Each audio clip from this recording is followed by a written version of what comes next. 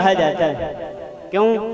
क्योंकि बोलता हुआ तो साधारण मनुष्य दिखाई देता है, पर सुखदेव जी के मंगलाचरण के अनुसार प्रत्येक व्यास गद्दी में बैठे हुए व्यास जी के हृदय में बैठ करके भगवान ही बोलते हैं और वो अपनी ही कथा श्रवण कराते हैं।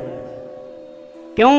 क्योंकि महाराज भगवान को जानना भगवान के ही बस की बात है और किसी के बस की बात है नहीं। सो जाने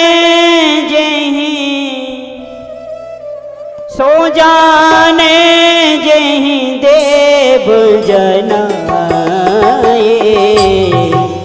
सो जाने देव जनाए, जानत तुम ही तुम्हें होई जाए,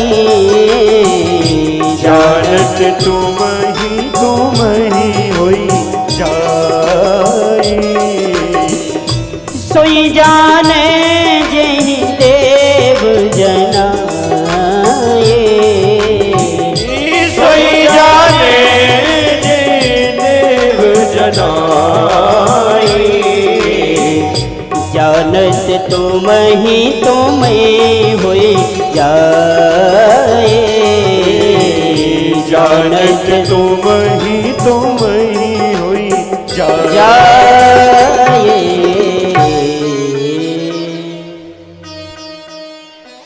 भगवान ही अपने आप को जब प्रकाशित करना चाहते हैं तो उन्हें कोई जान सकता है।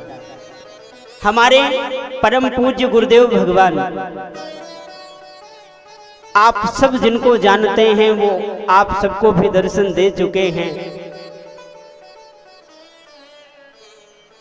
संत समाज में जिनकी कीर्ति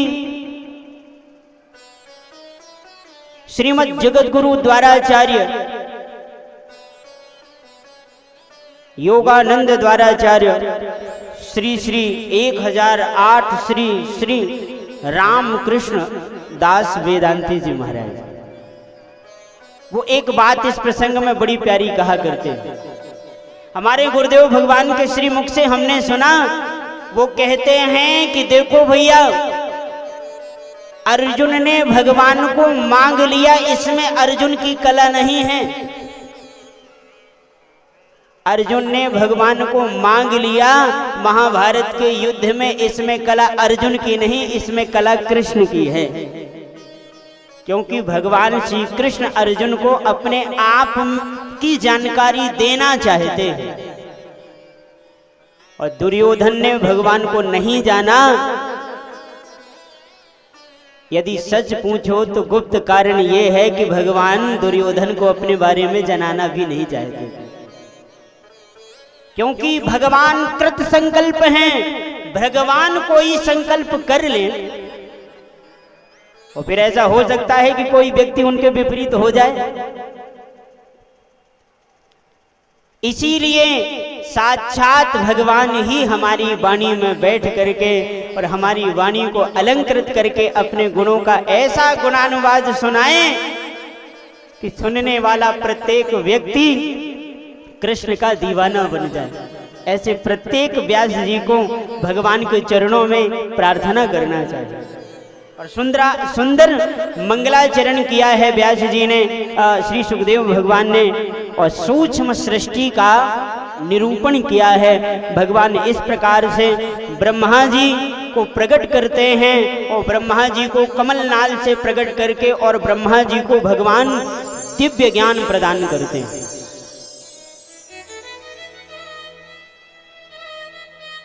इतना कहा ही था कि राजा परीक्षित ने एक बात कह दी सुखदेव भगवान से। वो बड़ी प्यारी बात है महाराज। क्या करें राजा परीक्षित? श्रवण भक्ति के आचार्य हैं परीक्षित जी, और इतनी प्यारी बात हम सब श्रोताओं के लिए कह रहे हैं परीक्षित जी। परीक्षित जी कहते हैं, शृण्वता श्रद्धया नित्यम गृणतश्च स्वचेष्टितम् कालेन नाति दीर्घेन भगवान विसते हृदय।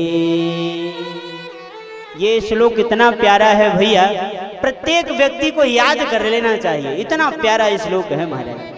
क्या कह रहे हैं परीक्षित जी महाराज? परीक्षित जी कह रहे हैं शरणवतः श्रद्धया नित्यम। अभी जो हम कुछ देर पहले बात कह रहे थे, परीक्षित जी कह रहे हैं हे गुरुदेव भगवान, आप जो कथा श्रवण करा रहे हैं, मैंने तो ये सुना है कि यदि कोई नित्य ही श्रद्धा पूर्वक भगवान की कथा सुने, शरणवतः श्रद्धया नित्यम, नित्य ही कोई भगवान की कथा सुने और क्या करे, गृणतश्च स्वचेष्टितम, उसको ग्रहण करे और अपने आचरण में लाए, उसको ग्रहण करके अपने आचरण में लाता है, ऐसे व्यक्ति को लाभ क्या होता है जानते हैं? कितना प्यारा लाभ है ये। कालेन नाति दीर्घेन, कुछ ही समय में, बहुत बड़े समय में नहीं, क्या हो जाता है? कितना बड़ा फल बता रहे हैं परीक्षित जी महाराज। कुछ ही समय में लाभ क्या होता है कथा सुनने का? कहते हैं भगवान विसते हृदय। ठाकुर जी साक्षात नित्य श्रद्धा पूर्वक कथा सुनने वाले के हृदय में आकर के बैठ जाते हैं। हे प्रभु, इसीलिए आप मुझे उन भगवान की प्यारी प्यारी सुंदर कथा आप मुझे श्रवण कराइए कि ब्रह्मा जी को कैसे प्रकट किया भगवान ने, क्यों प्रकट किया।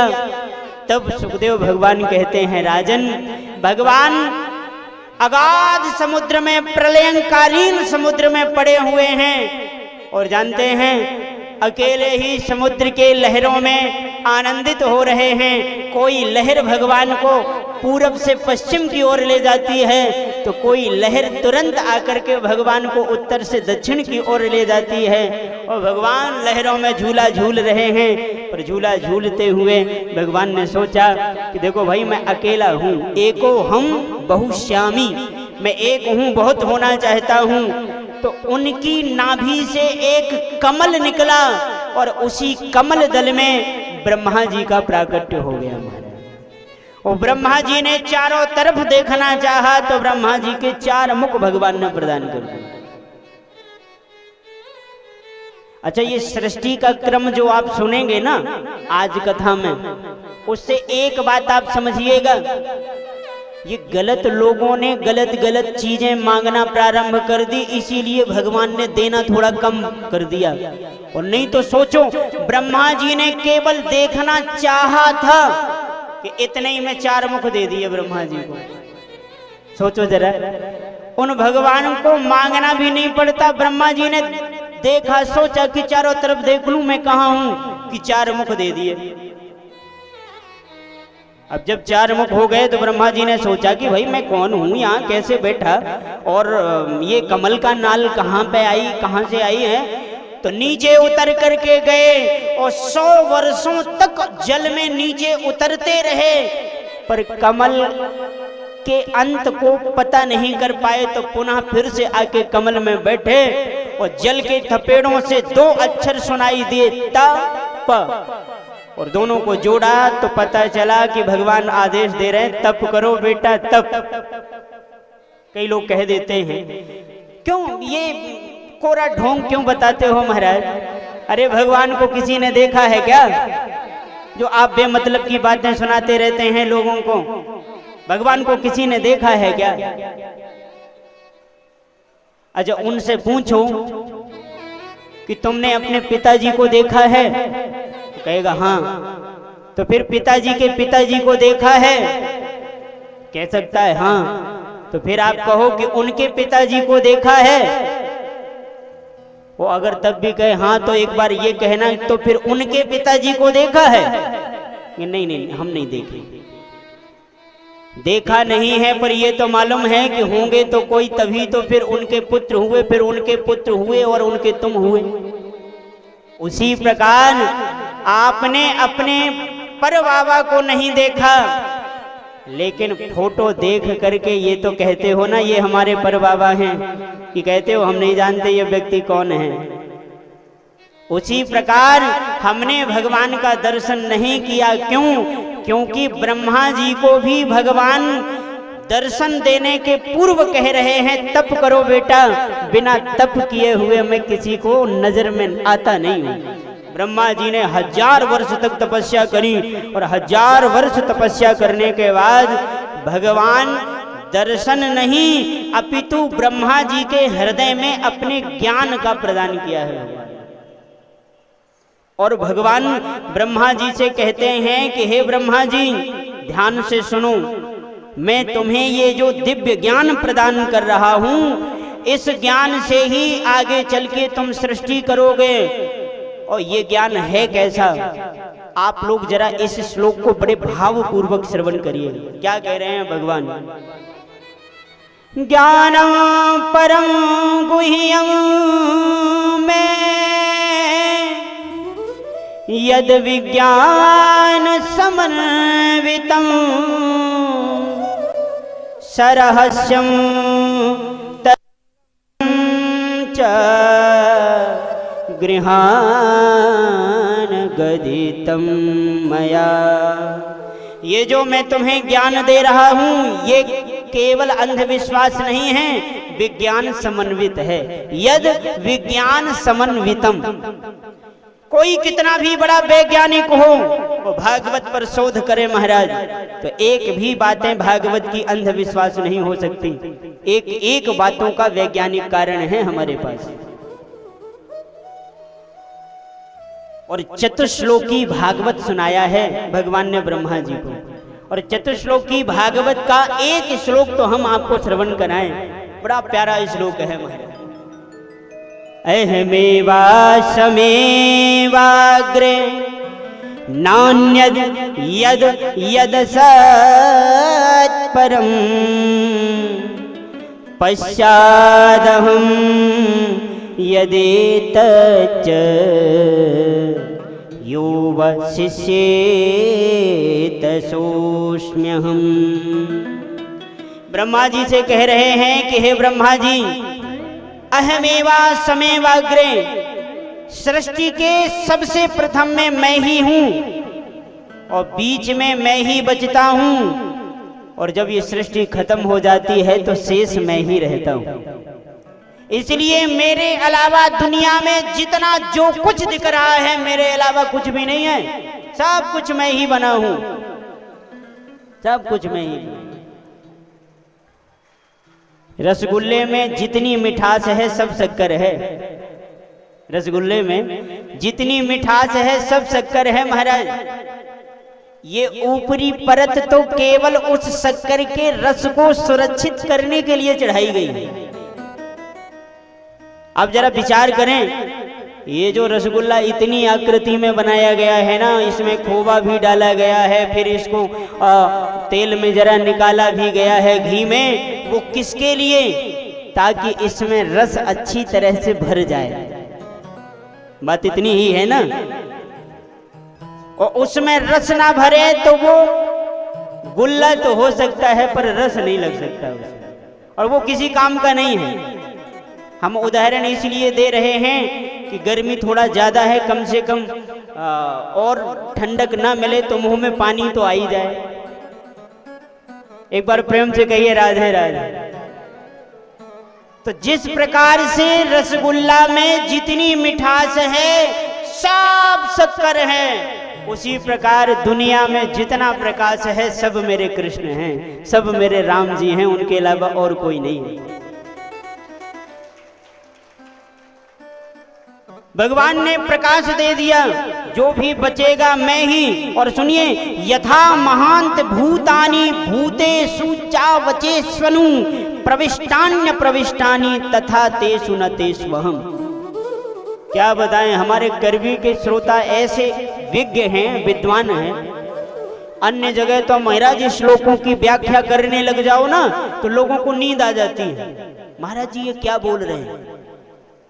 और करवी में श्लोकों की व्याख्या करो तो देखो ऐसे तालियां बजती हैं जैसे अभी इन लोगों ने बजाया। इसीलिए हमारा मन करता है भजन वजन कहीं और गाएंगे, यहां तो कथा सुनाओ भाई। भगवान कह रहे हैं कि इस दुनिया के अणु अणु परमाणु में जब तक मैं प्रवेश नहीं करता तब तक उसके द्वारा कोई क्रिया संभव नहीं है। अब देखिए ये कितनी सूक्ष्म बात है। चैतन्य रूपी परमात्मा जब तक शरीर में प्रवेश नहीं करता तब तक बोलने करने सुनने की क्षमता नहीं होती। देखो कान तो है, कान है, पर आप कहो कान में सुनने की क्षमता है तो ना जी। कान यंत्र है, सुनने का माध्यम है, पर कान में सुनाई देता है केवल और केवल भगवान की वजह से। बहुत गौर से श्रवण करिएगा। मुख, आपको हमारे मुख में बोलने की शक्ति है, तो कई बार ऐसी स्थिति आती है कि ये मुख ज्यों का त्यों रहता है पर बोलने की ताकत नहीं रहती। क्यों? क्योंकि भगवान की शक्ति थोड़ा कमजोर हुई है। इसीलिए भगवान कहते हैं कि इस संसार के कण कण में मैं प्रविष्ट होता हूं, तभी ये संसार चलायमान होता है। और जिस दिन मैं इस संसार के कण से निकल जाऊंगा ये संसार धरा का धरा रह जाएगा। अच्छा एक बात बताओ, आप जो आपके हमारे पिता हैं या पुत्र हैं या पत्नी हैं या भाई है, जब उनकी मृत्यु हो जाती है तो आपकी नजर में मरा कौन? जिसको आप जानते हैं वो तो आपके सामने धरा, तो फिर कौन मरा? अरे आप जिस शरीर को जान रहे हैं कि ये मेरा भाई है, ये मेरे पिता हैं, ये मेरे पुत्र हैं, वो तो आपके सामने रखे हैं, फिर आखिर मरा कौन? फिर आप किसके लिए रो रहे हैं? वो तो तुम्हारे सामने, जिसको तुम जानते थे वो तो अभी सामने रखा है, और 1-2 घंटे बाद तुम ही आग लगाओगे उस पे, फिर आखिर रो किसके लिए रहे हो? बस इतनी जानकारी हो जाए कि आप उस व्यक्ति के लिए नहीं रो रहे हैं, उस व्यक्ति से भगवान चले गए हैं इसलिए आप रो रहे हैं। भगवान उसको छोड़ के चले गए। और सच मानिए ये एक बहुत बड़ा वेदांत का रहस्य है। व्यक्ति की मृत्यु इतना बड़ा शोध है, इतना बड़ा शोध है, बड़े बड़े वैज्ञानिक हार जाते हैं महाराज इस पे। वो व्यक्ति वहीं पड़ा है, पर भगवान उसके हृदय से निकल गए, इसलिए आपने उसको क्या घोषित कर दिया? मर गया। और सुनो मेरे कथा श्रोताओं, आज तृतीय दिवस की कथा में ये बात याद करके जाना कि मरा वही है जिसने या तो अपनी मर्जी से भगवान को छोड़ दिया है या भगवान उसे छोड़ के चले गए।